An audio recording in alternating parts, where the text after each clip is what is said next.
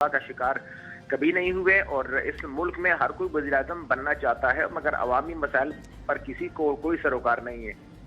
خدا بابر نے کہا کہ ہم نے اپنے صوبوں اور علاقوں کی جس کا ہم پہ حق رکھتے ہیں ضرور ہمیں جو ہے وہ ان کو یاد رکھنا چاہیے اور تمام تحفظات قرارداد میں رکھ دیے ہیں۔ الیکشن کمیشن ہمارے تحفظات کو دیکھ کر جائزہ لے اور غور کرنا چاہیے الیکشن کمیشن کو، کسی کو کچھ ہوا تو اس کی ذمہ داری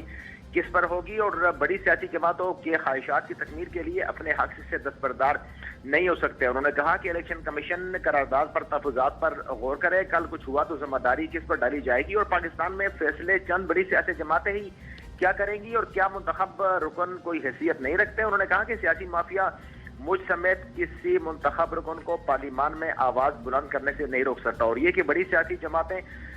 میرا وزیر اعظم کھیلنے کی بجائے عوامی تحفظات پر توجہ دیں اور وہ سمجھنے کی کوشش کریں۔ انتخابات کی ضرورت تو پنجاب اور خیبر پختونخوا کی عوام کو بھی تھی مگر سیاسی جماعتیں رکاوٹ کیوں بنی؟ خدا بابر نے کہا کہ میں بحیثیت منتخب رکن کسی کی ذاتی خواہشات کی تکمیل اور وزیر اعظم بننے کے لیے اعلی کار نہیں بن سکتا۔ جی ٹھیک ہے، بہت